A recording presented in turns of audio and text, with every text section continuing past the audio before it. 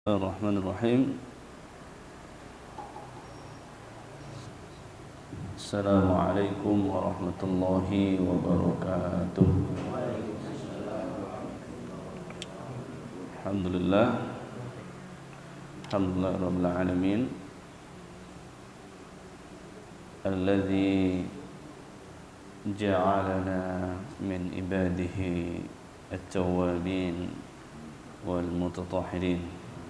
فإنه يحب التوابين ويحب المتطهرين أشهد أن لا إله إلا الله وأشهد أن محمدا عبده ورسوله صلى الله عليه وسلم لا نبي بعد اللهم صل وسلم وبارك على فردوس الأعلى مفتاح الجنة سيدنا محمد وعلى آله وأصحابه وأتباعه المثبتين اللهم صل على الفاتح مفتاح الحجوب والكشوف والشهود وعلى آله وأصحابه أجمعين قال الله تعالى في كتابه الكريم أعوذ بالله من الشيطان الرجيم بسم الله الرحمن الرحيم هذا ما توعدون لكل أواب حفيظ صدق الله العظيم.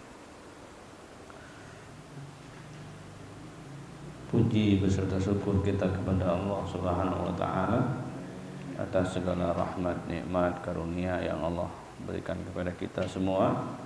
Alhamdulillah atas karunia, rahmat, nikmat itu semua kita selalu dijaga oleh Allah. Kita masih diberi ruang oleh Allah untuk mengabdi, berubudiyah kepadanya, bertalabul ilmi, berma'rifat kepadanya. Salawat dan salam kepada Sayyidina Nabi sallallahu alaihi wasallam. Allahumma salli ala Sayyidina Muhammad wa ala alihi wa ashabihi ajma'in.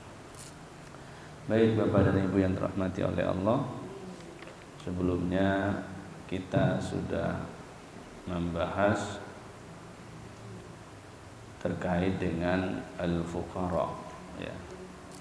Ternyata kalam secara hakikat atau maqamat dalam kajian tasawuf itu fuqara atau kata al-faqir itu memberikan makna yang luar biasa. Dia tidak ada lagi ketergantungannya kecuali hanya kepada Allah Subhanahu wa taala. Dan kemarin kalau kita perhatikan, orang yang sampai atau orang yang disebut dengan al-faqir atau fuqara itu orang yang sudah melewati level-level darajat yang kemarin sudah disebutkan. Apa yang disebut dengan level darajat? Dia sudah melewati level malakut gitu ya. Kemudian jabarut. Dia sudah melewati itu. Artinya kalau kita bicara bab jaza, bab balasan, maka yang ada itu adalah dia tidak lagi mengharap kepada surga, apakah jannatul na'im, jannatul ma'wa ataupun jannatul firdaus. Dan bahkan dalam bab ini orang yang sudah disebut dengan al-faqir atau al-fuqara, dia sudah berada pada posisi zuhud fid dunya dan zuhud fil akhirah. Di zuhudnya dunia akhirat. Kalau kita zuhudnya sudah gimana? Zuhud dunia kagak, zuhud dunia apalagi, zuhud akhirat apalagi gitu ya. Tapi kita berharap tentu Allah bangun, Allah bimbing kita supaya kita bisa mulai tahapan awal itu zuhud fid dunia, setelah itu zuhud fil akhirah, setelah itu zuhud dunia dan akhirat. Maka orang yang sampai kepada maqam al-faqih, orang yang sudah berada pada posisi zuhud fid dunia dan zuhud fil akhirah. Dan orangnya disebut dengan arif billah. Orang yang sudah arif billah, maka dia tidak lagi bicara bab keduniawian dan tidak lagi dia beribadah itu karena ingin masuk surga atau karena ingin terhindar dari neraka, tidak lagi begitu. Jadi itu dia kalau kita melihat bab fuqara ini. Maka kalau orang yang berada pada level fuqara, sebagaimana hadis ilhami disampaikan, wa huma harramani ala ahlillah, dunia itu diharamkan kepada, atau dunia dan akhirat itu haram untuk ahlullah. Bagi kekasih Allah, yang ditujunya bukanlah dunia dan juga bukanlah akhirat, tapi yang dituju oleh kekasih Allah itu adalah yang menciptakan dunia dan yang menciptakan akhirat. Nah, inilah yang disebut dengan bahasa al-fuqara atau al-fakir. Dia ketergantungannya hanya kepada Allah. Dia tidak memiliki ketergantungan yang lain. Bahkan Nabi mengatakan itu al-fakru fakhzi. Fakir itu adalah kebanggaanku, kata Nabi. Karena dengan merasa diri fakir, tidak memiliki apa-apa itulah sebetulnya kita yang sering kita sebut bahwa kita itu belajar untuk nol itu. Yang nol itu adalah al-fakir. Jadi nol itu adalah al-fakir atau fuqara. Dalam dunia fikih kan sudah kita sebutkan juga, orang yang disebut dengan fakir atau fuqara, dia tidak memiliki apa-apa dan dia juga tidak memiliki pekerjaan, tidak memiliki usaha apa-apa, hanya semata-mata menunggu menanti uluran tangan. Nah, dalam bab ini begitu juga. Maka, mana pertanyaannya, bolehkah kita mengatakan ana al-fakir? Ya, kalau kita melihat secara kesyariatannya boleh kita mengatakan itu, ana al-fakir. Kan kita belajar. Karena memang hakikatnya kita adalah al-fakir. Allah wal ghani. Allah lah yang maha kaya. Nah, boleh kita ana al-fakir gitu ya. Itu dalam rangka kita mulai belajar. Tapi ketika mengatakan ana al-fakir, kita masuk kita dalam bab tasawuf. Nah, itu kan pertanyaan juga. Artinya jika itu sudah pakaian, itu lebih baik. Nah, akan lebih oke gitu. Di al-fakir ini. Lalu kalau kita perhatikan, ternyata al-fakir yang dimaksud di situ adalah al-fana fillah. Gitu ya. Mulainya bab pertama itu fakir itu fana fillah. Kalau dia sudah fana, sudah lebur pada Allah, kira-kira nafsiyahnya masih ada enggak? Masih ada enggak nafsiyahnya? Enggak ada. Kalau dia sudah fana fillah, maka nafsiyahnya sudah berpindah secara totaliti, masuk dia kepada bab ruhiyah. Jadi kalau sudah dikendalikan totaliti oleh ruhiyah, maka itulah yang disebut dengan fakir itu. Nah, itulah yang disebut dengan orang fana itu. Nah, itu juga yang disebut kalau dia masih hidup di dunia disebut dengan mutu qabla an tamutu. Matilah kamu sebelum kamu dimatikan. Matikan diri, itu dia. Maksudnya apa? Fanakan diri. Ya. Kita belajar untuk itu. Nah, pada kesempatan ini kita akan masuk dalam pasal yang ke-13 tentang fi bayani thaharah. Ini tentang thaharah, tentang bersuci. Kalau kita bicara bab thaharah, tapi sebelum itu mari kita mulai dulu dengan bertawassul kepada sunan Nabi sallallahu alaihi wasallam, ikhwanihi minal anbiya wal mursalin, pada sunnah mahdi khalifatillah fil alamin, dan kepada sultanul auliya Syekh Abdul Qadir Jilani Qutub Rabbani, dan kepada kita semua, kepada para guru, kepada diri kita, kolbu kita. Al-Fatihah. A'udzubillahi minasyaitonir rajim. Bismillahirrahmanirrahim.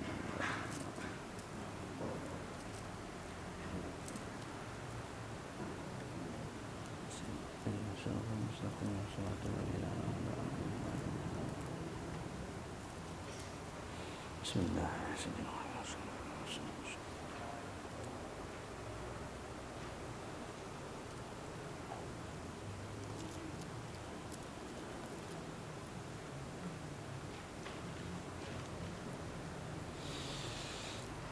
Bismillahirrahmanirrahim. Al-faslu ats-tsalits 'ashar fi bayani at-taharati. Fat-taharatu 'ala naw'aini taharatul zahir wa taharatul batin. Pasal yang ke-13 menjelaskan tentang toharoh. Toharoh arti dasarnya apa? Bersuci atau suci, bersih.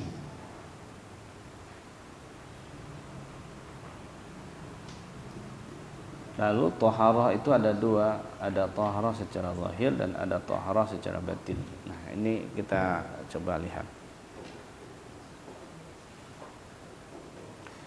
Kalau kita lihat toharoh ini bersuci, yang pertama dikatakan toharatul zahir tahsulu bima'is syariah.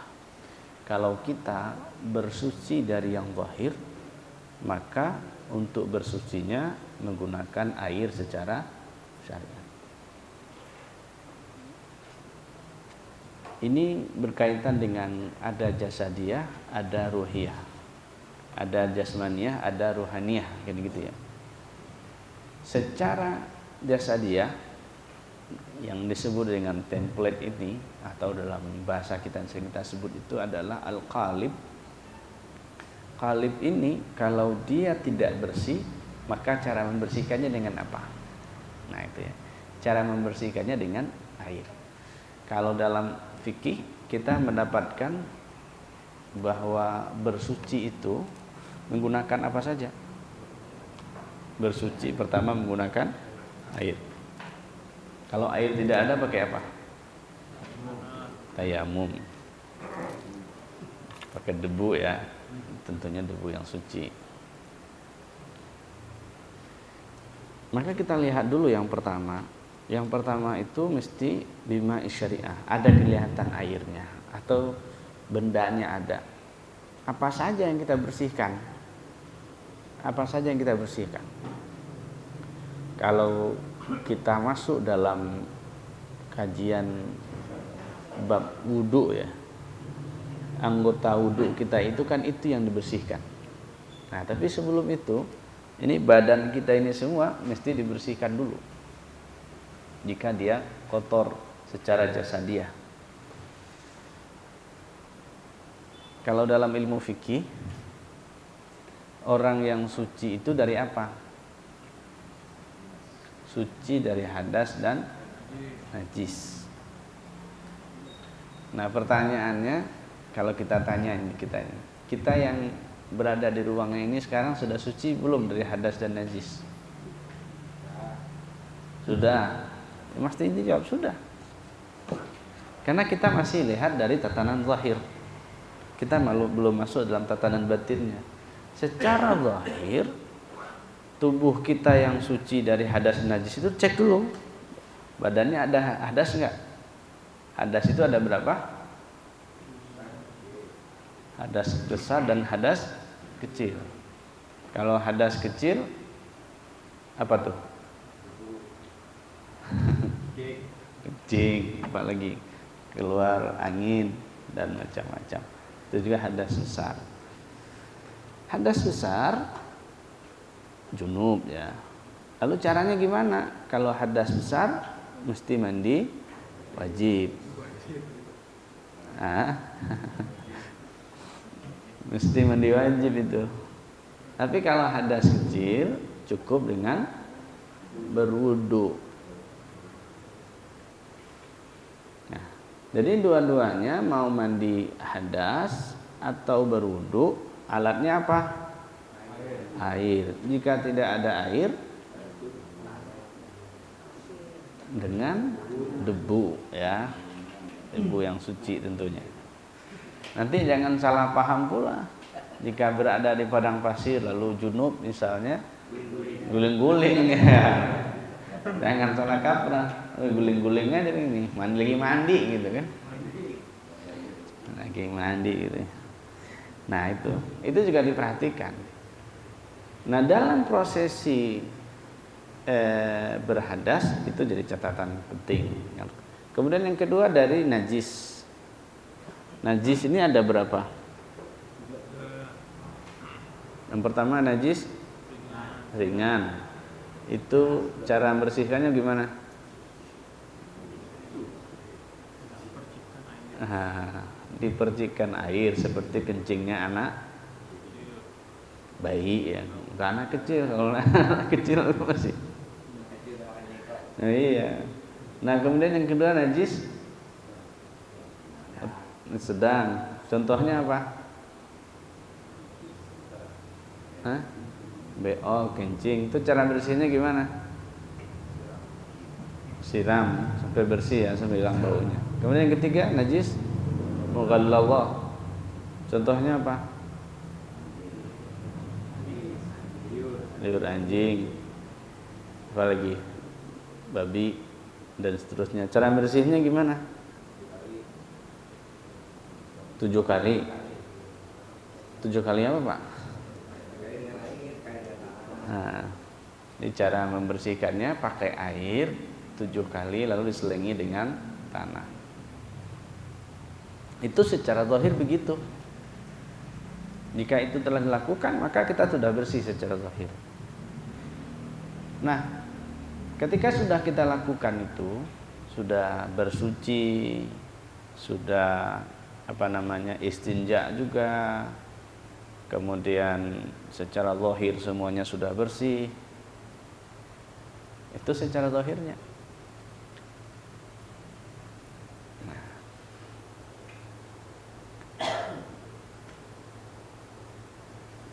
Lalu secara batin bagaimana? Wa taharatul batini tahsulu bima'it taubati wat talkini wa tasfiyati wa sulukit tariqi. Yang kedua, taharah secara batin. Nah, tadi kan yang kita sucikan zahir kita ini. Jika ada kotorannya bersihkan. Bersihkan. Jika berhadas atau bernajis bersuci gitu ya. Nah, sekarang yang batin bagaimana? Yang batin itu bisa disucikan dengan ma'it taubat. Ini yang pertama. Kalau membersihkan diri yang batin, diri yang rohani, dimulai dengan ma'it taubat wa talqin. Itu bab pertamanya. Dimulai dengan bertaubat dan talqin. Taubat itu di situ ada isinya apa? Ada isinya mandi taubat, ada isinya sholat taubat. Ini seperti yang sering kita katakan, ini mesti mulai kita tradisikan. Yang pertama mandi taubat. Mandi taubat sudah jadi tradisi kan? Sudah apa belum? Kan mandinya 2 saja kan? Kalau nggak mandi wajib, mandi taubat. 2 itu aja mandinya. Nah, sekarang kita tingkatkan. Oke, mandi taubatnya sudah. Pertanyaannya, sholat sunat taubatnya? Jika itu belum, maka ini mesti diiringi. Oke, selama ini kita sudah mentradisikan setiap selesai mandi yang kita lakukan sudah kita niatkan mandi taubat. Nah, sekarang setelah mandi itu mesti kita ruangkan waktu untuk sholat sunat taubat walaupun 2 rakaat, walaupun dengan bacaan ringan. Nah, ini berikutnya lagi. Nih nggak rumit kan cobanya, cuma 2 rakaat bacaan paling tidak itu dengan bacaan ringan, nggak sampai 5 menit itu ya kalau waktu bacaan ringan ya. Nah, kita mulai dari situ lagi, mulai setiap mandi, selesai mandi sediakan waktu sholat sunat taubat dulu. Belajar kita pelan-pelan di situ. Nah, kemudian setelah sholat sunat taubat tentu istighfar. Nah, istighfarnya disesuaikan dulu. Kan kita bertahap ini. Ya, kalau buru-buru ya cukup 3 kali ya. 3 atau nanti 33 atau 100 nanti ya. Itu bertahap. Mesti ada di situ. Ini yang pertama.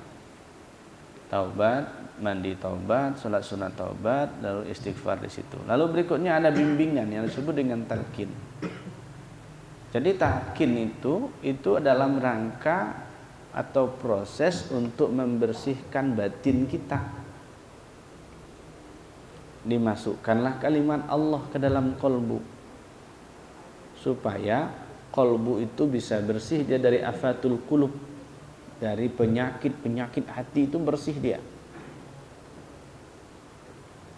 Setelah talqin apa lagi? Apakah berhenti dari talqin itu? Tidak. Setelah talqin lanjut wa tasfiyah, membeningkan kolbu, menjadikan kolbu safi, bening. Itu pekerjaan kita di situ terus. Lalu apalagi sarananya? Wasulukit tarik, lalu melakukan suluk, ada riyadhah. Jadi orang yang suluk di surau-surau suluk itu tugasnya ngapain? Tugasnya adalah dalam rangka membersihkan batinnya, dalam rangka bertoharoh secara batin. Lalu pertanyaannya, jika setelah selesai orang riyadhah suluk, apakah dia sudah otomatis bersih batinnya? Tuh, catatan kita itu. Jadi mentang-mentang sudah suluk, lalu otomatis kolbunya sudah bersih atau batinnya sudah bersih, tunggu dulu. Itu kan prosesi agar kolbu itu bisa bersih, agar batin itu bisa bersih. Maka di sini disediakan sarananya taubat, talqin, tasfiyah, suluk. 4 kan? Nah, ini yang 4 ini mesti dibimbing. Mesti dibimbing 4 ini. Lalu bukti seseorang itu sudah bersih secara batin apa? Dia tidak pongah dia.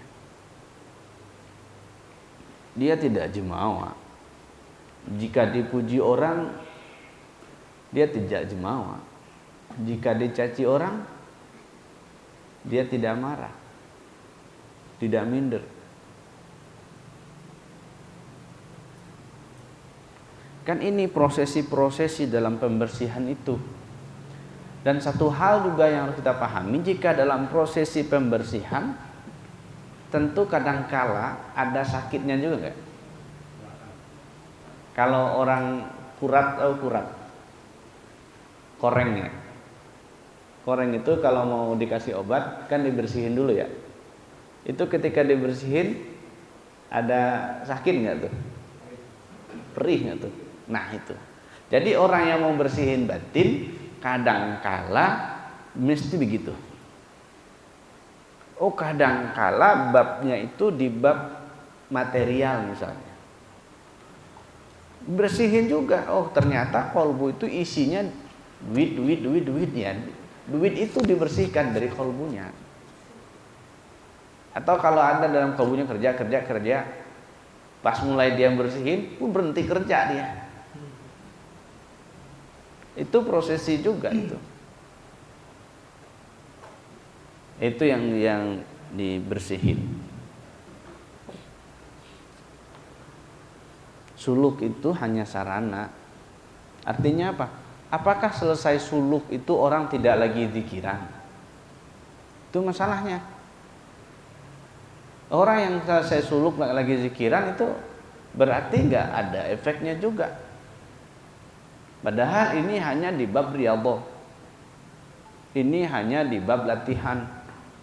Dia melatih diri untuk menyucikan diri. Nah, prosesi penyucian itu begitu.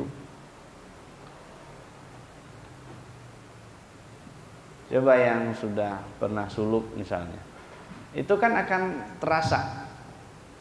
Kadang hawanya bagaimana, kondisinya bagaimana, kita ngerasain masing-masing kok. Kadang ada yang panas, kadang ada yang ngantuk, tidur aja kerjaannya, kadang melayang-layang kemana-mana. Ya itu kan dalam rangka pembersihan itu.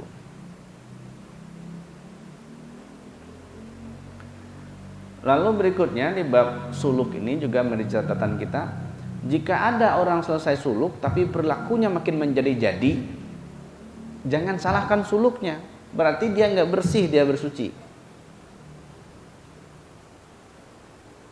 Katanya sudah mandi, najisnya lengket, nggak dibuang najisnya. Nanti pas keluar najisnya pasti bau. Orang pasti melihat, oh ini masih bernajis nih orang.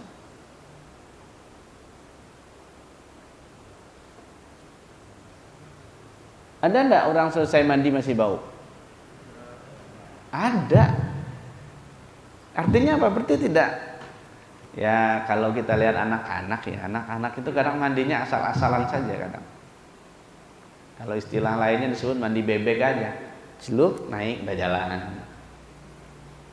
Kadang-kala orang di surau suluk juga begitu, kayak bebek juga kadang. Nyelam dah ke atas.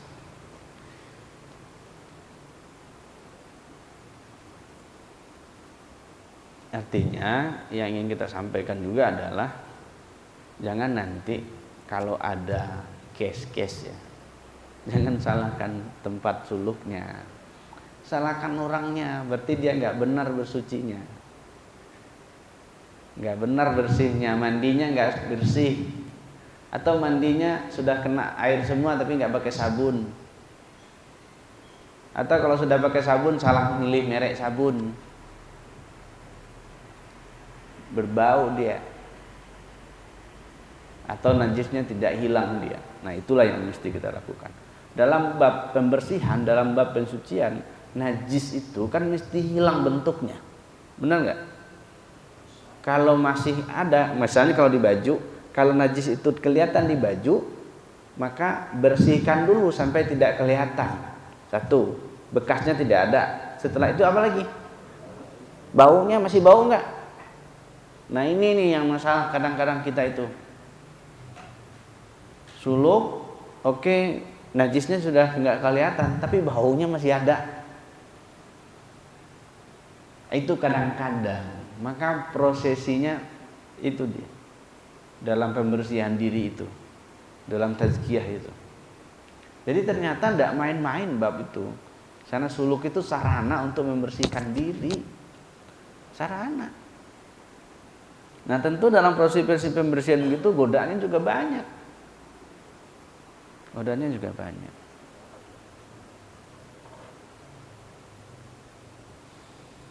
Oke. Fa idza intaqada wudu' as-syari'ah bi khurujin najasi yajibu tajdidul wudu' kama qala Rasulullah sallallahu alaihi wasallam man jaddada al-wudu'a jaddada Allahu imanahu. Apabila batal wudu secara syariat seperti keluarnya najis, maka kewajiban kita apa? Berwudu, membersihkannya, memperbaiki wudu. Wudu lagi. Ini orang banyak salah. Dalam bab syariat juga kadang salahnya begitu. Kita ini, coba kita tanya, siapa yang setiap kali ada hadas atau najis dia berwudu? Kita di sini.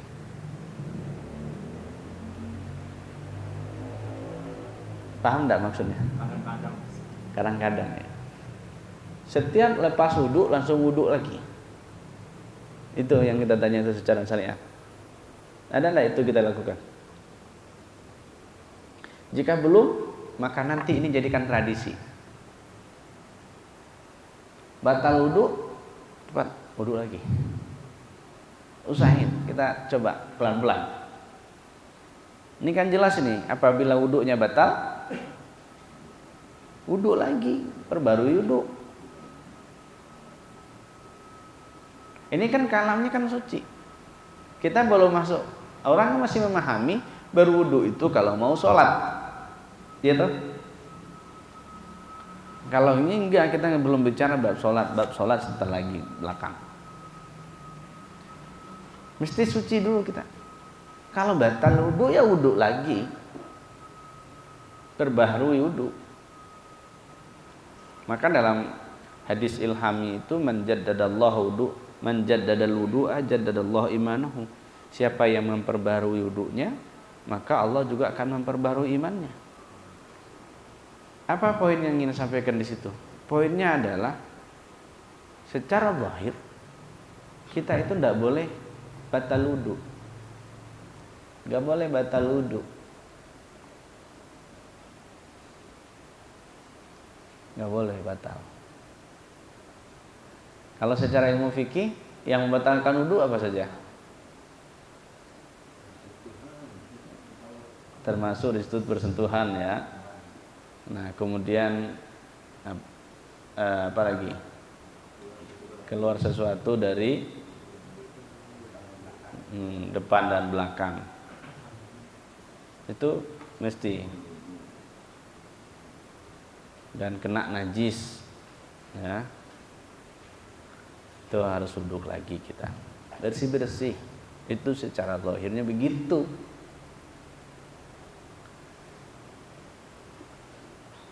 Ini PR kita ini. Ini dalam rangka apa? Dalam rangka dawamul wudu. Kalau kita kan sering hanya mengalamkan dawamul zikri kan? Ini orangnya ini dawamul zikri. Tinggal mungkin kalau dia punya anak mungkin dawamul wudu mungkin. Setelah dawamul wudu besok dawamul sholah kan? Lalu dawam apa lagi? Dawamul saum. Banyak itu. Dawam semua nama anaknya ntar. Ternyata dawam itu banyak ya. Kita baru bahas beberapa ya Habib ya. Kemarin kita udah bahas apa? Dawamul zikri, dawamul shalah ala nabi, apa lagi? Baru itu ya. Yang kita sudah, yang ketiga ada dawamul syukri. Dawamul syukri itu juga kita sudah diskusikan. Nanti lain kali kita tambah lagi, masih banyak dawam-dawamnya. Ini prosesinya itu untuk mendawamkan wudu supaya wudu itu bisa jadi terus menerus deh. Kita selalu dalam kondisi suci. Tahapan pembersihan begitu.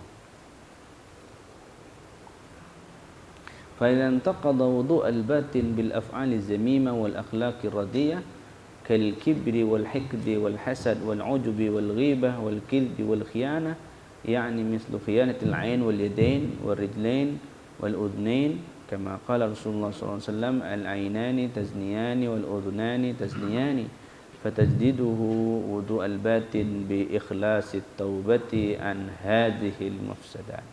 Nah ini. Lalu berikutnya apabila batal wudu' batin dengan perbuatan tercela dan akhlak yang tidak baik. Seperti apa? Seperti sombong, pendendam, dengki, ujub, ghibah, bohong, khianat. Itu semuanya asbab batalnya wudu batin. Kalau kita tanya kita yang hadir, ini secara batin wudunya sudah batal atau masih tetap berwudu? Tuh, lihatnya di sini nih. Wudu batin itu batal disebabkan dengan perbuatan tercela, dengan akhlak yang tidak baik. Kemudiannya di sini cek diri, apakah diri saya takabur, sombong? Cek satu dulu. Kalau iya, berarti batal wudu. Cek lagi yang kedua. Dendam, saya pendendam enggak? Cek lagi. Oh, ternyata saya masih pendendam. Nah, batal wudunya. Yang ketiga dengki, hasad. Saya hasad apa enggak? Hasad ini sesuai levelnya juga. Murid sama murid kadang ada hasadnya. Teman sama teman ada hasadnya. Guru sama guru juga ada hasadnya. Hasad itu ada levelnya. Ustadz, ada enggak ustadz yang hasad? Ada. Nah, hasadnya sesuai levelnya. Ada enggak master hasad? Ada. Ada nggak dokter hasad? Ada. Ada nggak profesor yang hasad? Ada. Maka jika ada hasad, berarti dia sedang batal wudunya. Batal itu. Lalu ujub. Kalau sombong sudah enggak, pendendam juga tidak, hasad juga tidak, cek berikutnya. Ujub enggak kita? Tuh harus dicek. Kalau ujub, batal juga wudunya. Batal wudu itu kalau ujub.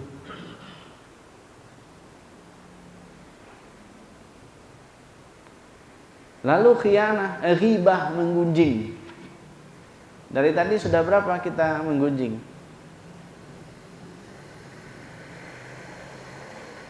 Kalau ada, batal. Lalu berikutnya khianah, al-kadhib, bohong. Berapa kali? Apakah bohong secara lisan atau bohong secara tulisan yang ada di WA, di media? Tuh. Lalu berikutnya apa lagi? Khianat. Ada enggak itu bagi kita tuh? Ada berapa itu? 7 ya? Kibir, hikid, hasad, ujub, ghibah, adzib, khianat. 7. Ini batal nih, menyebabkan batalnya wudu itu. Nah, contohnya apa? Mislu khiyanatil ain. Kadang mata ini khianat juga, tangan ini khianat juga, kaki ini khianat juga, telinga juga khianat.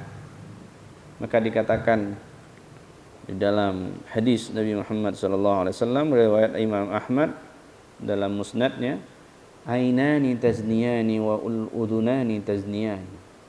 Kedua mata ini berzina, kedua telinga ini berzina. Nah itu, apa maksudnya itu? Kita yang meridhoi telinga ini dengerin yang lain, kita yang meridhoi mata ini juga membuat memandang hal-hal yang keji, itu yang disebut dengan zina itu. Nah kalau begitu, bagaimanakah caranya supaya kita bisa wudu lagi? Fatajdiduhu, maka perbaharuilah wudunya dengan apa? Wudu batin itu bil ikhlasit taubati. Maka untuk pembersihannya mesti dengan taubat secara ikhlas. Nah, lagi kita bicara ini taubat secara ikhlas. Kenapa mesti didasari dengan keikhlasan di situ? Kalau taubat yang tidak didasari dengan keikhlasan dan orangnya tidak mukhlis, maka taubatnya akan diganggu oleh setan. Maka banyak orang taubat itu, atau dalam bahasa lain, dalam bahasa bab hijrah, dia sudah hijrah. Sekali dia sudah mengatakan hijrah, lalu dia sudah merasa dirinya lebih suci daripada orang lain. Kalau itu terjadi dalam diri kita, itu pertanda kita sedang berhadas juga tuh, sedang bernajis juga kita itu.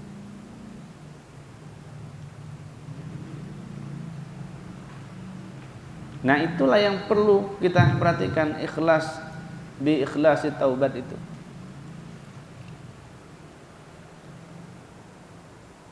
Apa ungkapan annas kulluhum mauta illa al-alimun wal alimuna niyamun illa al-amilun wal amiluna maghrurun illa al-mukhlisun. Semua manusia ini tertidur kecuali orang yang berilmu. Pertama, annas kulluhum mauta. Manusia semuanya mati, mayat, kecuali orang yang berilmu.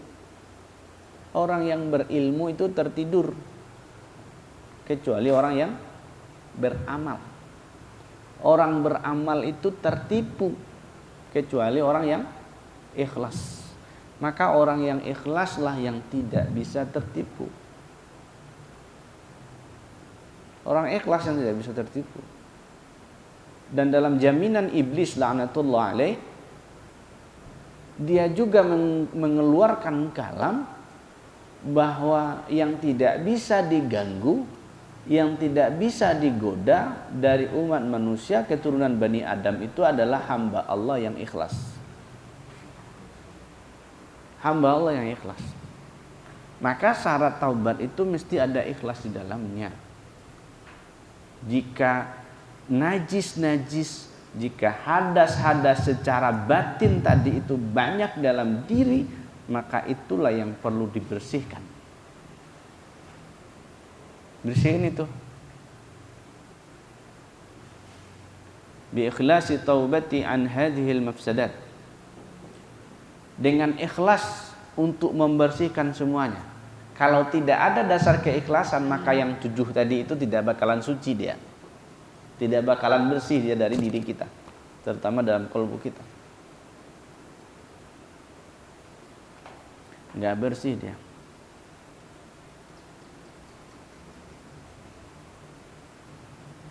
Artinya bab pertamanya memang niat. Di niat itu penting.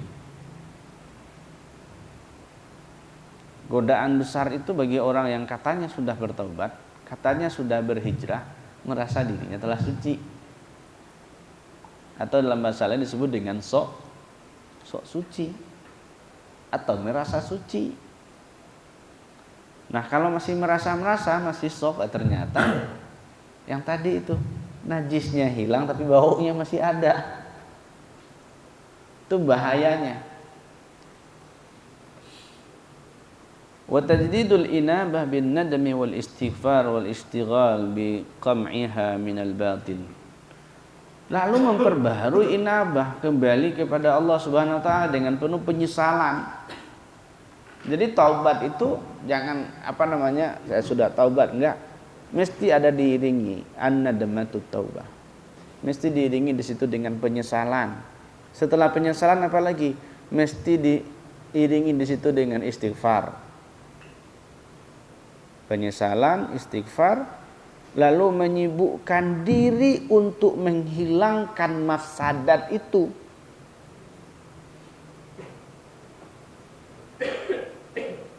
Kalau kita orang biasanya kalau ceramah ngasih sampel taubat itu sering dengan apa? Dengan rokok kan. Taubat dari merokok, dari merokok menjadi tidak merokok. Kan? Kenapa disebut dengan taubat? Karena sebelumnya orang ini nggak ada yang merokok. Maka orang yang merokok, taubat dia kembali dia tidak merokok. Itu sampelnya ya. Ini untuk sampel saja. Ini bukan nyuruh yang merokok berhenti ya. Tapi kalau ini masuk ya alhamdulillah gitu ya. Karena hukumnya kan jelas ya. Dalam fikih sudah jelas, kita tidak memperdebatkan itu. Ini hanya instrumen saja untuk jelasin. Untuk jelasin apa? Untuk kembali lagi. Maka bab pertamanya nyesal. Nyesal saya merokok. Itu kita sampaikan gitu. Nyesal saya merokok. Kenapa nyesal? Satu, mungkin sudah sakit, dadanya sudah sakit, parunya sudah sakit gitu ya. Nah, habisin duit macam-macam. Tapi kadang-kala ada juga nyesal saya ngerokok. Kenapa? Kenapa nggak dari dulu gitu ya? Nggak boleh juga begitu. Setelah itu apa, diiringi dengan nyesal dan istighfar. Astagfirullah, saya nggak mau rokok lagi. Lalu yang ketiga, nah ini nih yang ketiga ini, sibuk diri untuk menghilangkan pikiran ke arah merokok itu. Artinya apa lagi? Dia nggak ingat itu lagi, sibuk dia. Orang bicara rokok langsung, nggak ada, nggak. Sibuk dia nyibuk. Jadi dalam bab batin juga begitu. Kalau masih ada kibria, masih ada hikit, masih ada hasad, masih ada ujub, masih ada riba, masih ada kadzib, masih ada khianat. Nah, itu perlu dihilangkan. Sibuk dia. Kalau ada muncul rasa khianat, dia sibukkan dirinya dengan lain. Kalau masih ada rasa kibir, sibukkan. Sibuknya dengan apa? Sibuklah dengan Allah.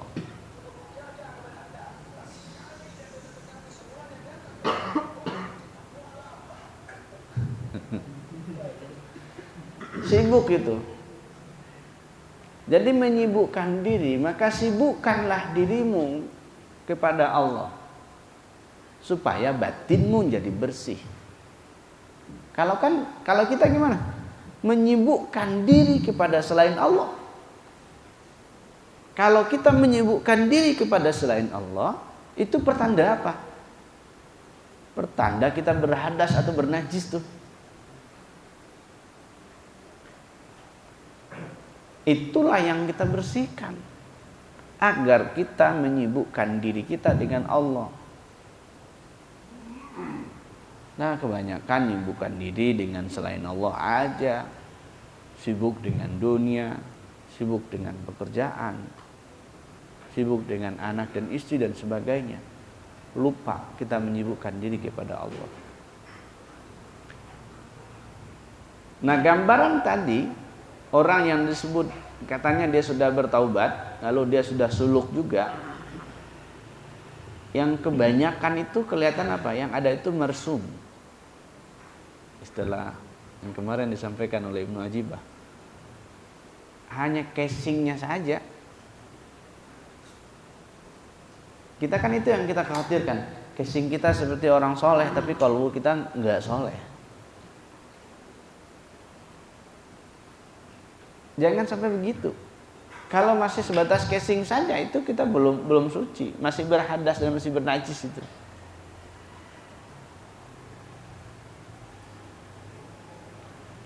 Nah, ini memang mengarahkan pandangannya ke diri, tidak mengarahkan pandangan ke yang lain. Ini untuk kita sendiri-sendiri, ini personal ini. Maka untuk membersihkannya wudu secara batin itu mesti dengan ikhlas bertaubat, lalu memperbaharui terus taubat kepada Allah, lalu penyesalan, istighfar dan sibuk kepada Allah. Kalau dalam bahasa lain, dalam bahasa Syekh Junaid Al-Baghdadi, katanya apa? Tawaddu' bima'il ghaib in kunta dasirin. Berwuduklah dengan air ghaib itu dengan catatannya in kunta dasirin. Itu jika kamu memiliki sir. Nah, ini yang kita bicarakan ini, kalau kita ikut dengan bahasa Junaid itu, ini masih dalam tatanan bab ketorekotan ini. Ini kan arahnya masih kibir, hikid, hasad, ujub. Itu kan afatul qulub. Berarti tatanannya apa? Tatanannya masih toriko. Masih tatanan toriko. Kalau tadi kita sebut dengan syariat, batinus syariat disebut apa? Toriko. Ini masih toriko. Membersihkan kolbu, membersihkan diri, ini masih toriko. Kalau sudah masuk ke dalamannya, setelah kolbu fuad, maka cara di situ apa? Tidak lagi ada lagi selain Allah di situ. Tidak menyibukkan diri lagi kecuali hanya dengan Allah saja. Itu yang dibersihkan. Menyibukkan diri, membersihkan diri dari amma siwallah. Jika diri tidak sibuk dengan Allah, itu berhadas itu. Itu bernajis itu. Kalau dalam bab ketorekotan, jika ada yang 7 penyakit ini dalam kolbu, itu bertanda tidak suci. Maka itu mesti dibersihkan. Nah, indikator bersihnya apa? Sering dia menyebut nama Allah. Katanya sudah bersih, tapi tidak sebut nama Allah. Gimana kira-kira? Kadangkala orang dengan titel itu banyak masalah juga. Ini kritikan untuk diri saya ini. Kalau dalam dunia akademik, pendidikan paling tinggi apa? Doktor. Doktor, kalau orang sudah doktor, itu kan kerjanya nulis-nulis aja tuh. Tapi fakta hari ini banyak doktor yang tidak nulis lagi. Termasuk saya juga itu. Nah, maka kita mulai nulis lagi, Nulis. Nah, artinya apa? Bahasa yang kita sampaikan lewat doktor atau master atau sarjana itu ingin kita katakan. Kadangkala ada orang yang sudah diberi oleh gurunya legal untuk menjadi khalifah, menjadi wakil talqin dan bahkan jadi mursyid, tapi dia tidak mengukir nama Allah dalam kalbunya, itu bahaya itu. Bahaya.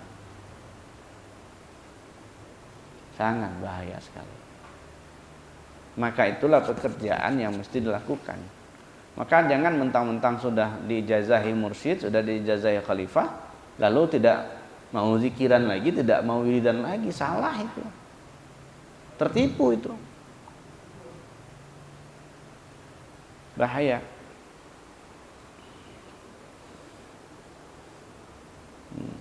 Ini kalau terjadi hal begitu, wudu lagi. Taubat lagi dengan taubat ikhlas. Dengan talqin lagi. Dibimbing lagi, dibersihin lagi. Wa yanbaghi lil 'arif ay yahfaza taubatahu min hadhihi al-afat fatakunu salatuhu tammatan kama qala ta'ala hadza ma tu'aduna likulli awwabin hafidh. Nah, ini bagi arif billah ini. Orang yang sudah arif billah, maka aktivitasnya selalu apa? Selalu memelihara, menjaga taubatnya. Ini yang kita sebut dia bertaubat setiap saat. Taubat setiap saat. Jika ada masalah taubat, dia pelihara taubatnya. Maka apa yang sudah kita mulai tradisikan, mulai dari mandi, dan sekarang kita mau tradisikan lagi, biasakan untuk setiap selesai mandi itu untuk taubat. Itu kita sudah mempersiapkan diri itu, menjaga. Kalau dalam hadis itu apa? Wattabi'is sayyi'at al-hasanat tamhuha. Iringilah perbuatan jelekmu dengan melakukan perbuatan baik. Yang tujuannya apa? Agar perbuatan jelek itu ditutupi oleh perbuatan baik. Selalu dijaga taubat kita. Kalau begitu artinya taubat itu tidak sekali. Taubat itu terus menerus. Tidak sekali taubat itu, tapi terus menerus. Taubat dari min hadhil afat, dari semua penyakit-penyakit ini. Selalu. Apalagi kalau masuk kita dalam bab khianat itu. Bab kemunafikan. Apa kata Nabi? Man amina minal munafik fahuwa munafik. Siapa yang merasa aman dirinya dari kemunafikan, maka dia munafik. Maka nggak boleh kita merasa aman. Oh, kita sudah aman mah. Enggak. Jangan. Nggak ada kita yang aman. Nggak ada yang aman. Mursyid sekalipun nggak aman. Nggak ada. Maka kita mesti jaga-jaga. Kalau sudah dijaga terus, taubatnya sudah selalu dijaga, dipelihara, artinya dia selalu berada dalam keadaan wudu. Kalau secara batin dalam keadaan wudu itu gimana? Dia selalu mengingat Allah Subhanahu wa ta'ala. Selalu dia berzikir. Nah, itu yang disebut orang dalam kajian ilmu thariqah itu dawamul ubudiyah zahiran wa batinan ma'a huduri qalbi ma'allah. Dawamul ubudiyah, mendawamkan ubudiyah zahir dan batin, serta hadir hati bersama Allah. Itu selalu terus menerus. Jika sudah hadir hati bersama Allah, itu tanda orang sudah selalu memelihara dan menjaga taubatnya. Kalau itu sudah terjadi, fatakunu sholatuhu taman. Maka jika kolbunya sudah senantiasa selalu menyebut Allah, maka di situ sholatnya disebut dengan sholat yang sempurna. Jadi kalau orang bertanya sholat tam atau dalam bahasa lain mungkin sholat khusyuk ya, dia tidak bakalan kemudian masuk dalam tanah kekhusyukan itu kalau tidak kolbunya tidak selalu menyebut Allah. Selalu pelihara terus. Nah, inilah yang Allah janjikan bagi orang-orang yang bertaubat. Janji Allah kepada orang taubat itu jelas.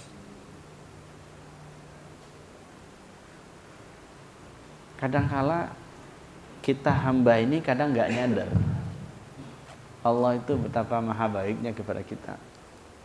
Baik nggak Allah dengan kita?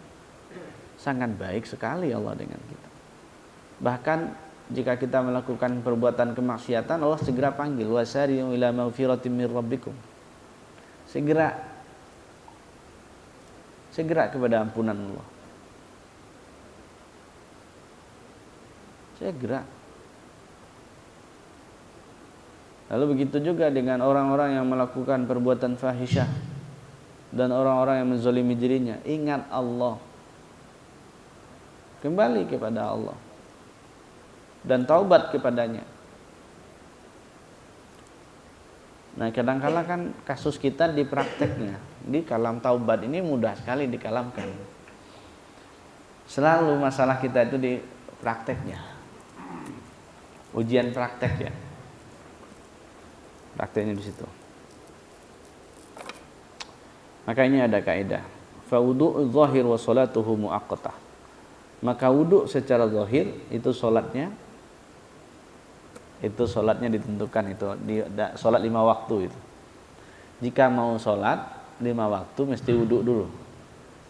Ya. Kalau wudunya zahir itu solatnya solat yang wajib yang ditentukan 5 waktu sehari semalam itu.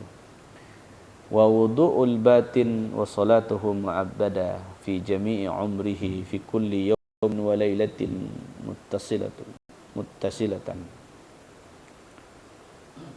Dan wudu secara batin salatnya berkekalan sepanjang umurnya, setiap hari, setiap malam berkesinambungan.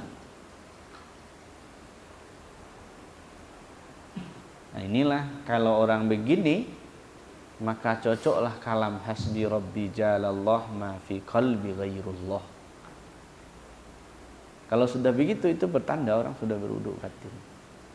Tapi kalau kita merujuk kepada kalamnya Junaid al-Baghdadi yang tadi kita sebut, tawadda bima'il ghaib in kunta dza sirrin. Berwudulah dengan air ghaib jika kamu memiliki sir.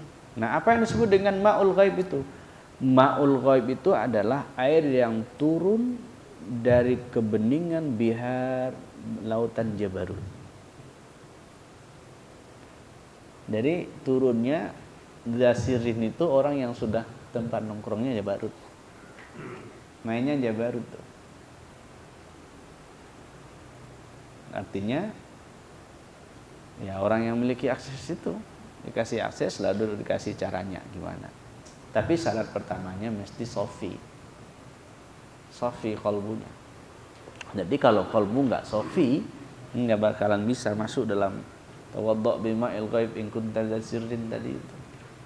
Mulai dulu duduk dari sini. Tadi sudah kita mulai wudu. Jika batal wudu, kita seringkali tidak wudu kecuali akan sholat kan? Itu secara zahirnya. Nah, sekarang kapanpun batal wudu, maka mulailah kembali untuk berwudu. Wudu dulu. Nah, pokoknya batal wudu, wudu. Mau tidur juga begitu, yang penting wudu dulu. Kan nanti bersentuhan sama suami dan istri. Terus kerja kita wudu terus. Enggak gitu juga. Yang penting wudu dulu. Wudu, mau bersentuhan dengan suami istri itu bab lain. Nah, itu kerjaan kita. Mulai kita istiqomahkan ya. Kemudian wudu secara batin. Wudu secara batin ini juga lah yang mesti kita belajar. Berarti sekarang ini ada 3 poin yang dapat kita ambil dari tema taharah ini. Secara syariatnya, secara zahirnya, jika batal wudu, wudu lagi. Jika berhadas, bernajis ya bersihkan. Kemudian yang kedua, jika masih ada dalam kolbu ini keangkuhan, kesombongan, dendam, dengki, ujub, riya, ghibah, kadzib, khianah, maka itu mesti diwudukan juga itu. Mesti disucikan juga. Disucikan. Bersihin pelan-pelan. Nah, itu mesti ada yang bimbing itu. Yang tadi kita sebut mesti dengan taubat dan talqin. Nah, lalu berikutnya yang ketiga, ini jika sudah selesai urusan kolbunya, maka pindah dia kepada urusan fuad. Tapi jika kolbu belum kelar, jangan pindah dulu ke fuad. Kelar dulu satu-satu. Ya. Itu berkenaan dengan thaharah, berkenaan dengan wudu. Berikutnya kita masuk dalam pasal yang ke-14 berkenaan dengan fi bayanis salati syariah wa tariqah. Nah, tadi di atas sudah dimulai dengan kata salat. Jika wudunya batin, jika wudunya zahir, maka salatnya adalah salat syariat.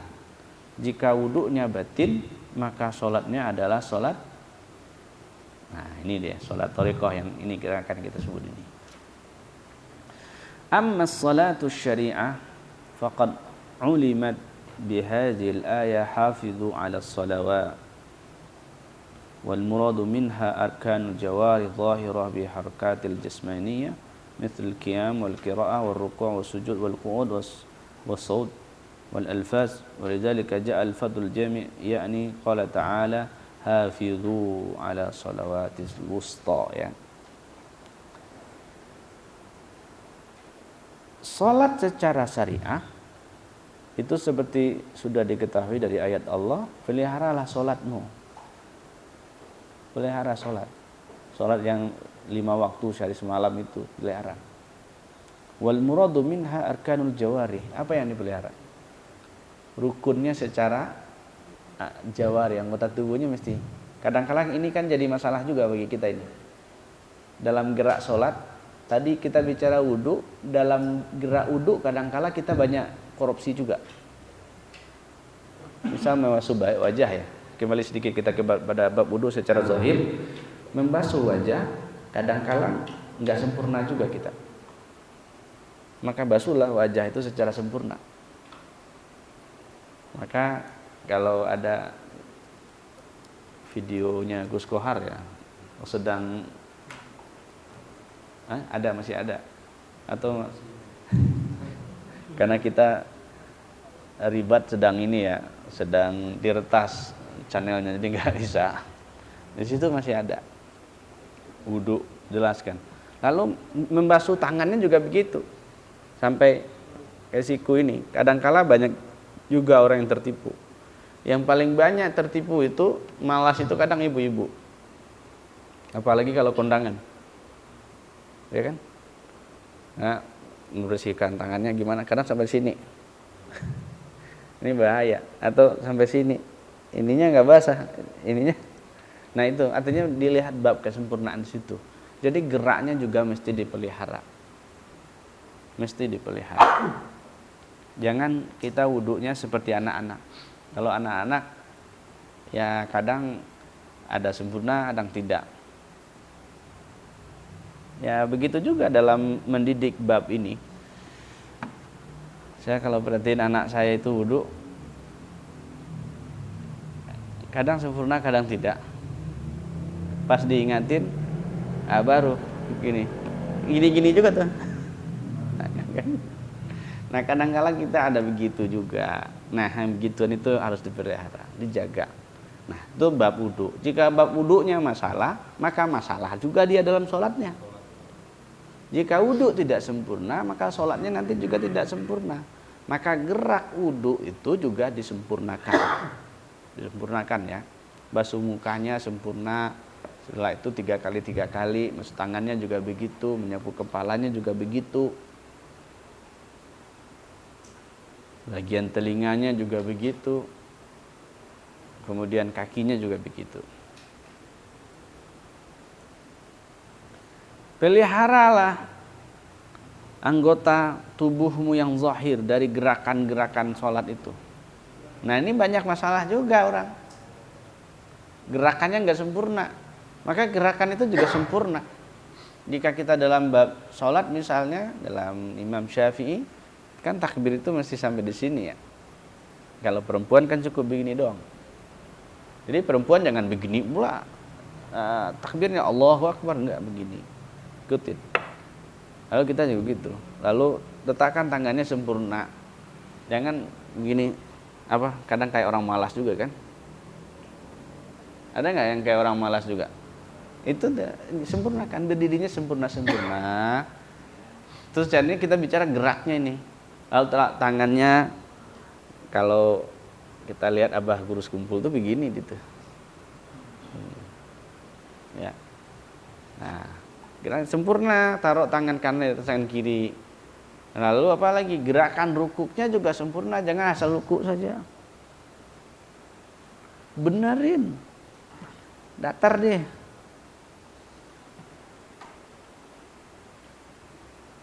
Geraknya juga dijaga. Sujudnya juga begitu. Duduk di antara dua sujudnya juga begitu. Sampai selesai gerak-gerak sholat itu juga dijaga. Dan jangan gerak-gerak terus. Kadang kan ada juga orang yang sholat itu gerak-gerak begini. Bentuk pokoknya gerak aja terus. Nah itu ganggu itu. Gerak. Kayak orang makhluk kiam aja kan. Ini kalau ada kita yang masih begitu, nah itu yang perlu dirubah. Pelihara itu. Pelihara gerak. Lalu setelah memelihara gerak, pelihara bacaan. Memelihara bacaan, ya makharijul hurufnya jelas, panjang pendeknya jelas. Itu pelihara bacaannya di situ. Jangan asal baca saja.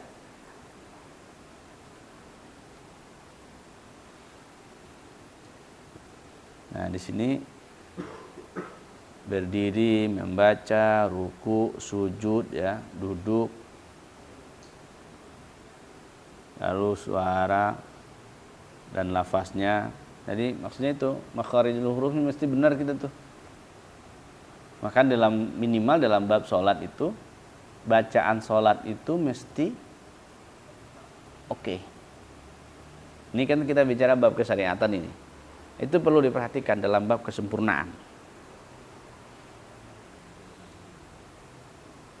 Supaya bisa kita pelihara, supaya bisa kita jaga. Jadi dalam bab sholat secara syariat itu yang kita jaga itu hanya dua saja. Gerak dan perkataan. Karena definisi sholat dalam ilmu fikih apa? Aqwalun wa af'alun. Perkataan dan perbuatan yang dimulai dari takbir diakhiri dengan salam. Maka jika kita jaga yang dua ini, maka secara syariat sholatnya sah, sudah selesai. Ntar hatinya mau kemana, ntar urusannya. Kan ada nggak dalam definisi sholat itu qalbu disebutkan? Ada nggak? Ada nggak definisi lain? Hah? Cuman dua itu, aqwal wa af'al saja. Perkataan dan perbuatan. Nggak ada menyebut qalbu di situ. Maka jika qalbunya kemana-mana pas sholat itu tapi bacaannya benar, lalu geraknya oke, secara syariat sudah oke deh. Secara syariat sah sholatnya. Secara syariat. Nah, coba kita bandingkan. Wa amma salatul tariqah fahiya salatul qalbi. Sementara salat tariqah itu salatnya qalbu. Nah, artinya kalau kita sudah masuk ke sini ke bab ketariqatan, maka salat itu rukunnya sudah jadi berapa? Sudah jadi 3. Kalau tadi kan 2 kan? Perkataan dan perbuatan. Ada rukun yang ketiga, namanya rukun qalbi.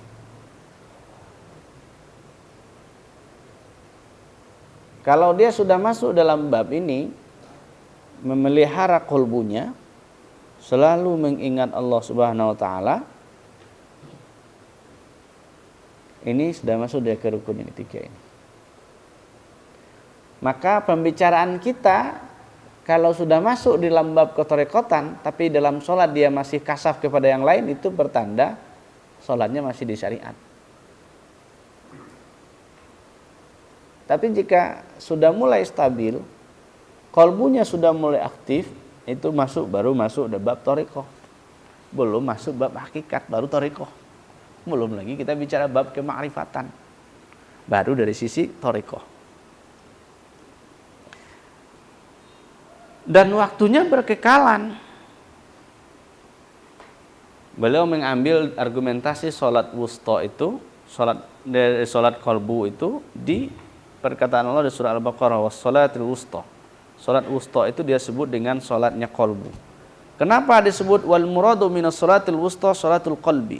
Li'annal qalba khuliqa fi wasatil jasad bainal yamin wasyimal.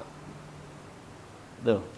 Karena disebutkan dia sholat wusta karena qalbu itu diciptakan berada di tengah-tengah. Di sini ya, tengah-tengah tuh antara kiri dan kanan dan antara yang tinggi yang rendah. Di antara sa'ada wa saqawah. Nah ini, jika kolbunya masing-masing kita ini kolbunya sholat, maka dia berada pada posisi sa'adah, bahagia. Tapi jika kolbunya enggak sholat, ya saqawah kita, saqawah. Nah ini yang kita wanti-wanti ketika kemarin kita bicara bab sa'adah wa saqawah. Ternyata masuk dalam bab sa'adah wa saqawah itu yang menjadi catatan, jadi perhatian kita itu tetap juga kolbu. Tetap juga kita bicara bab kesentralan. Yang sentral itu adalah di bab kolbu.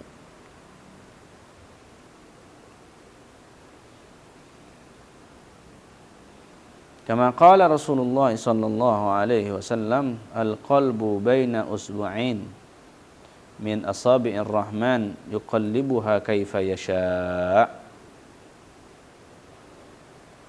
Qalbu itu berada di antara dua jari. Ya. Ini kalau kita sebut min asabi'ir rahman. Artinya apa itu? Allah yang ngendaliin. Qalbu itu Allah yang mengendalikan. Allah yang bolak-balikkannya mau diapakan saja. Maka itulah sebabnya ada doa, Allahumma ya muqallibal qulub, tsabbit qulubana ala dinik. Ya Allah yang maha membolak-balikkan hati, tetapkanlah hati kami dalam agamamu. Lalu ada juga yang sudah sering kita baca, Allahumma tsabbit qulubana ala syari'atik. Ya Allah tetapkan kalbu kami ini bersama syariatmu, dalam syariatmu. Tsabbit qulubana ala tariqatik. Tetapkan kalbu ini selalu dalam tariqatmu, dalam jalan. Wa tsabbit qulubana ala haqiqatik. Tetapkan kalbu ini selalu berada dalam hakikatmu. Tsabbit qulubana ala ma'rifatik. Kekalkan kalbu ini, tetapkan kalbu ini, istiqomahkan kalbu ini selalu berada dalam ma'rifatmu.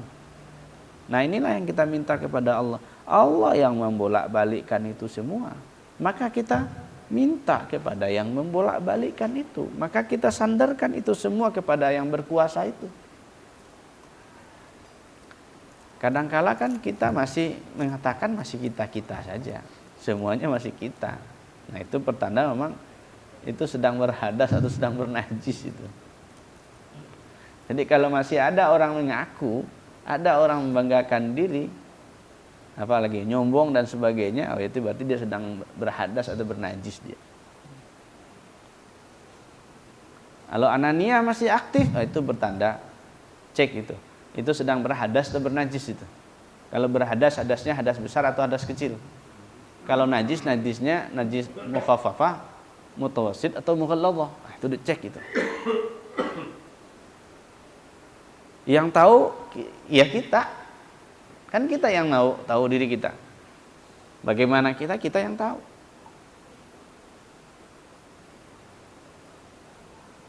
Nah, kira-kira diri kita ini masuknya di mana? Kalau berhadas ini hadasnya hadas kecil atau hadas besar? Kalau kita sebut najis, najis yang ada dalam diri kita ini najis besar atau najis kecil? Tuh jadi pertimbangan kita, cek itu. Jangan kita kepedean kan. Katanya ada suci, ternyata masih berhadas. Katanya ada suci, nyatanya masih bernajis kan. Nah, itu gunanya ada mentor itu. Itu gunanya ada pembimbing. Itu sih sebetulnya. Supaya jelas, oh ini masih ada nih kotornya. Ini kolbunya masih ini gitu ya.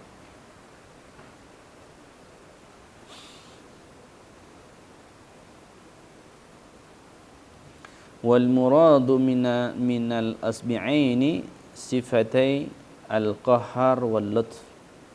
Dan yang dimaksud dengan dua asbi'ain itu, dua jari ar-Rahman tadi itu kita sebut, itu adalah sifat Allah yang qahar dan yang lutf, yang lembut.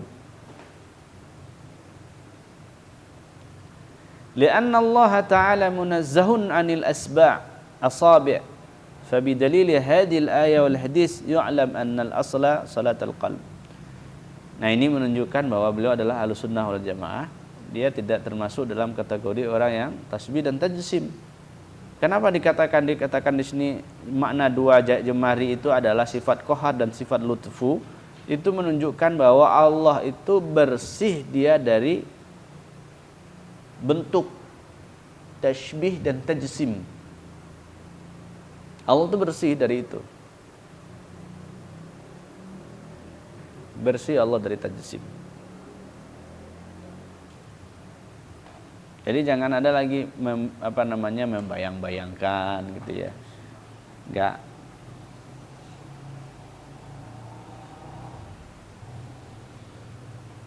Lalu dikatakan ini adalah argumentasi yang menunjukkan bahwa asal solat itu di kolbu.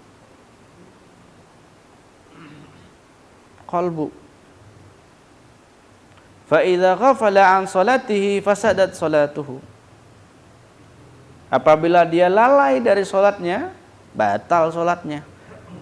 Lalai itu artinya apa? Ghafal. Ghaflah itu lawan dari apa? Dari kata dzikr. Jika dia tidak mengingat Allah, batal. Itu baru dari bab ketorikotan. Jika kolbu tidak ingat Allah, ya batal salatnya. Tapi tenang, di bab syariat kan ngasih jalan. Cukup dua saja kan.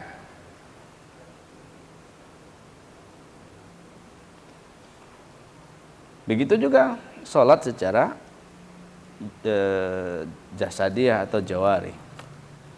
Qala Rasulullah sallallahu alaihi wasallam, ini hadis ilhami, la salata illa bihuduril qalbi. Nggak ada sholat kalau kolbunya nggak hadir. Nah, kalau kita bicara bab hakikat gimana? Kalau kolbunya nggak hadir bersama Allah, sholat nggak dia? Nggak sholat dia. Kenapa? Li'annal musalli yunaji rabbahu. Karena orang yang sholat itu dia sedang bermunajat kepada Allah. Wa mahalul munajah al-qalb. Tempat bermunajat itu di mana? Qalbu. Maka itu sering kali kita sebut selalu qalbu. Innallaha la yanzuru ila ajsamikum. Innallaha la yanzuru ila suwarikum wa la ila ajsamikum, walakinnallaha yanzuru ila qulubikum. Allah tidak lihat bentuk rupamu, tapi yang Allah lihat itu qalbumu. Apakah qalbumu mengingat Allah atau tidak? Fa idza ghafala al-qalb batalat salatuhu.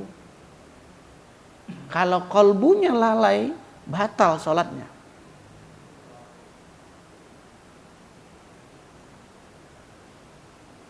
Batal sudah tuh salat kalau qalbu enggak ingat Allah.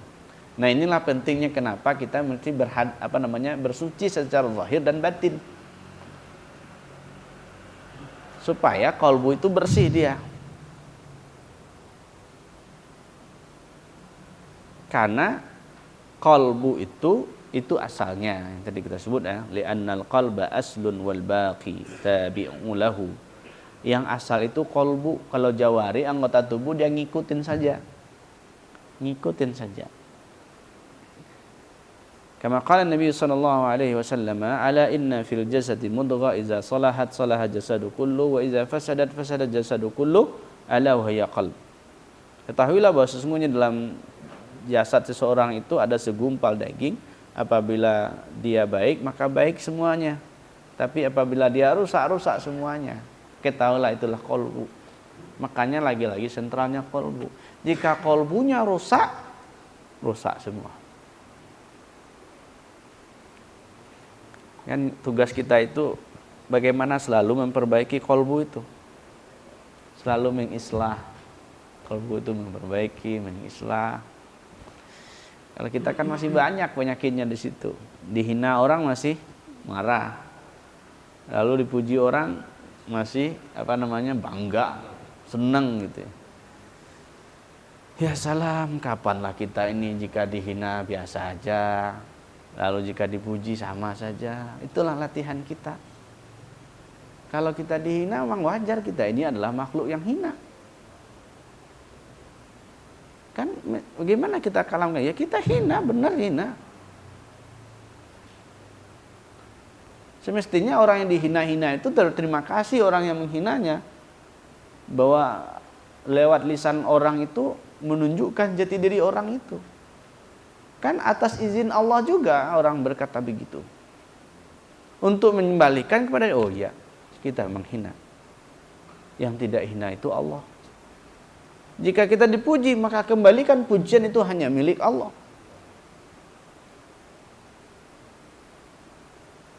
Tapi dasarnya kita sedang berhadas, sedang bernajis. Nah itulah yang kita bersihkan. Pelan-pelan bersihnya. Iya. Masih jemawa, masih tersinggung ya biasalah. Ternyata itu bertanda bukti bahwa kita sedang berhadas dan bernajis gitu aja. Berarti perlu perbaiki diri terus. Setiap hari kita selalu mengislah dan memperbaiki diri. Wa salatu syari'ah muaqqatatun fi kulli yawmin wa lailatin 5 marrat. Wa sunnatu ay yusalli hadhihi shalah fi al-masjid bil jamaah mutawajjihan ila al-ka'bati wa tabi'an bil imami bila riya'in wala sum'atin. Salat secara syariat itu salat yang sudah ditentukan waktunya setiap hari setiap malam itu lima kali. Dan untuk melakukannya disunatkan dilakukan di masjid berjamaah dan menghadap kepada Ka'bah atau mengarah kepada Ka'bah dan mengikuti imam dengan tanpa riya dan tanpa sum'ah. Ini riya dan sum'ah lagi-lagi itu hadas itu. Bahaya tuh. Sudah sholat, sudah rajin sholat ke masjid, yang muncul riya. Sudah rajin sholat jamaatan, yang muncul sum'ah. Bahaya. Itu makanya digaris bawahi di situ. Wa amma shalatul tariqati fahiya mu'abbadatun fi umrihi wa masjiduha al-qalb wa jama'atuha ijtima'u qawil batin ala ishtighali bi asma'i tauhid bil lisanil batin. Wa imamuha syauq fil fuad wa qiblatuha al-hadra al-ahadiyah wa jamalus samadiyah wa ya qiblatul haqiqah. Adapun salat secara thariqah, maka salat itu berkepanjangan seumur hidup. Maka masjidnya adalah masjid qalbu. Jamaahnya adalah jamaah kekuatan batinnya untuk selalu sibuk dia dengan asma'ut tauhid bil lisanil batin. Sibuk dia dengan nama Allah. Itu jamaahnya itu. Wa imamuha syauqun fil fuad. Imamnya adalah kerinduan yang menancap dalam fuad. Dalamannya qalbu. Qalbu, fuad dalamannya itu. Wa qiblatuha al-hadratu al-ahadiyah. Kiblatnya itu mengarah kepada hadrat al-ahadiyah. Allah Subhanahu wa taala. Ahadzatullah. Ke situ dia mengarah dan mengarah dia kepada jamalus samnatiyah. Wa hiya qiblatul haqiqah. Itulah yang disebut dengan kiblat secara hakikat. Hakikat kita, secara hakikat kiblat kita itu kepada Allah. Secara syariat badan ini mengarah kepada Masjidil Haram Ka'bah. Kemudian mata ke tempat sujud. Nah, itu yang kiblat yang harus kita perhatikan. Kiblat mata ke tempat sujud, kiblat dada ke Baitullah, qilbat qalbu ke Allah, al-hadrah al-ahadiyah.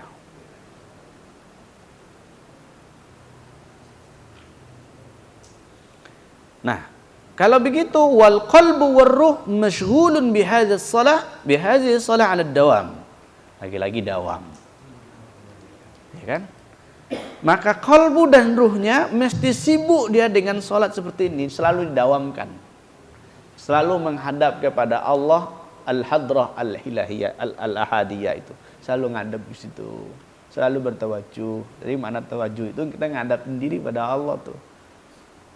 Sebut nama Allah di situ. Maka di situ dikatakan fal qalbu la yamutu wa la yanam wa huwa mashghulun fin naumin wal yaqdhah bi hayatil qalbi bila sautin wala qiyamin wala qu'udin wa huwa mukhatibun bi qouli ta'ala iyyaka na'budu wa iyyaka nasta'in mutabi'an lin nabiy sallallahu alaihi wasallam. Qalbu itu tidak tidur, tidak mati, tidak tidur, dia selalu sibuk. Jadi kalbu itu kalau kita tidur dia sibuk itu dalam tidur. Dan tidur dan jaga itu dia sibuk untuk selalu menghidupkan kalbu itu. Makanya kalau kita ini babnya merujuk dan mengikuti Rasulullah yang beliau matanya tertidur, kalbunya tidak. Kalau kita kan tertidur semua. Ya kan? Nah, ini kita mau belajar tuh ngikutin Rasulullah di bab ini. Yang kalbunya tidak pernah tertidur, yang tertidur hanya matanya. Artinya dalam tertidur dan jaga sama aja tuh. Rasulullah itu zikir sama Allah. Nah, kadang-kadang kita kan sudah melek tertidur juga. Jangankan kita niat untuk tidur, lagi melek begini tidur juga. Apalagi tidur ditidurkan jasadiah ini ya tidur semua. Nah, itulah masalah kita. Masalah kita itu. Maka inilah makna ayat iyyaka na'budu wa iyyaka nasta'in. Kepadamu ya Allah kami menyembah, kepadamu kami minta tolong. Maka dihinakan diri di situ. Dihadapkan diri kepada Allah Subhanahu wa taala. Ini kan kadang-kadang orang banyak juga. Iyyaka na'budu wa dukun nasta'in katanya. Kepadamu minta beribadah tapi minta tolongnya ke dukun. Itu bahaya itu. Bahaya. Harus itu akidahnya bermasalah itu. Maka mesti diperbaiki akidah. Kita mesti memperbaiki akidah dalam bab ini. Itu jamnya nggak gerak-gerak ya?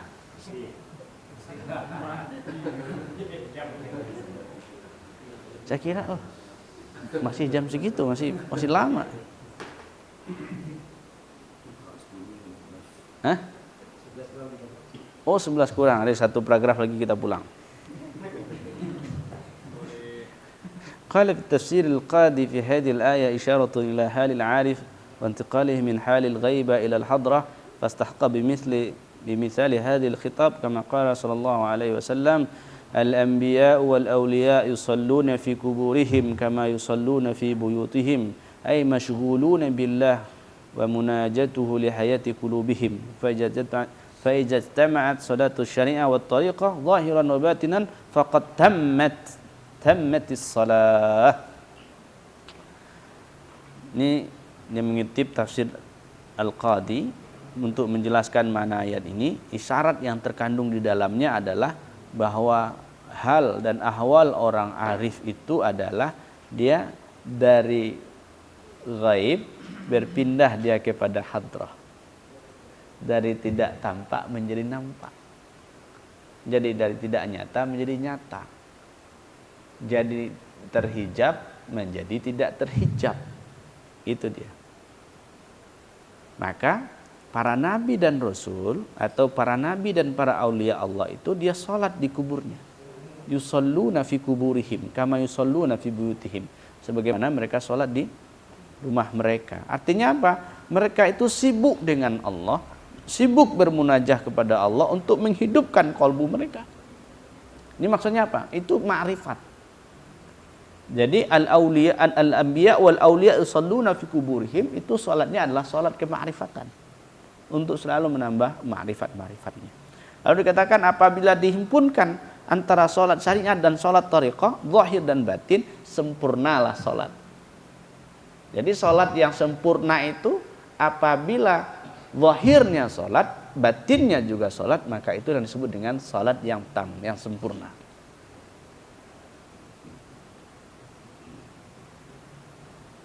Yani takunu salatuhu salatan taman. Artinya jadi salatnya jadi salat yang sempurna. Wa ajruha 'azimun fi qurbati birruhiyyah wa darajah bil jasmaniyah. Fa yakunu hadzal rajul 'abidan fi dhahir wa 'arifan fil batin. Wah, ini keren ini orang.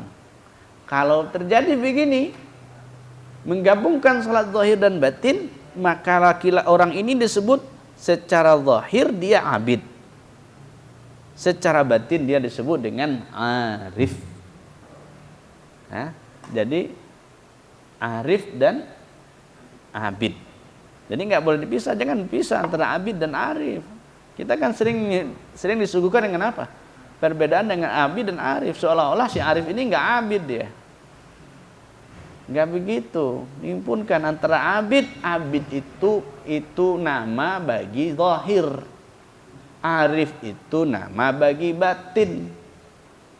Maka gabung antara zahir dan batin, maka bernamalah dia abidan arifan. Abid iya, arif iya dia kepada Allah Subhanahu wa taala. Wa idza lam tahsul salatu tariqa bi hayatil qalbi fa huwa naqisun wa ajruhu yakunu bid darajah la minal qurbah. Jika tidak sampai seseorang itu sholat pada level ini, maka sholatnya naqis, kurang, tapi masih ada pahalanya. Tapi untuk orang yang sholat dalam bab itu, balasannya tidak masuk dia dalam balasan yang disebut dengan al-qurbah, tapi dia masuk balasannya ke bab darajat. Masih ingat bab darajat dan qurbah? Darajat itu di situ ada tingkatan-tingkatan surga. Ada jannatul ma'wa, jannatul na'im, jannatul firdaus. Tapi kalau kurba dia melewati itu. Jadi salat secara zahir batin itu yang akan dia dapatnya nanti dia kurba, dekat kepada Allah Subhanahu wa taala. Semoga kita semua yang hadir dan yang mendengar dimanapun kita selalu menyucikan diri kita baik zahir maupun batin. Kemudian selalu menjaga salat secara syariat dan secara batin, secara thariqat. Dan inilah yang selalu kita lakukan. Bahwa penyucian itu tidak sekali. Penyucian itu terus menerus. Bersuci itu tidak sekali. Bersuci itu terus menerus. Kotor lagi, cuci lagi, kotor lagi, cuci lagi. Itulah pekerjaan kita sehari-hari. Setiap hari kita nyuci, setiap hari kita mandi, setiap hari kita membersihkan. Jangan berhenti satu saat pun untuk membersihkan diri. Karena inilah dikatakan Allah, innallaha yuhibbut tawwabin wa yuhibbul mutatahhirin. Sesungguhnya Allah menyukai orang-orang yang bertaubat dan orang-orang yang menyucikan dirinya. Semoga kita termasuk hamba yang selalu bertobat dan selalu menyucikan diri. Mari kita kirimkan suratul Fatihah untuk qalbu kita. Semoga asbab ini qalbu terbuka dan qalbu menjadi suci. Li hadhihi niyyah al-Fatihah.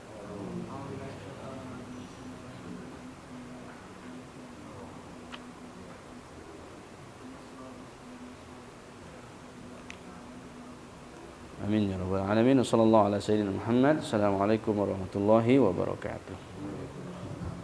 Salawat daiman.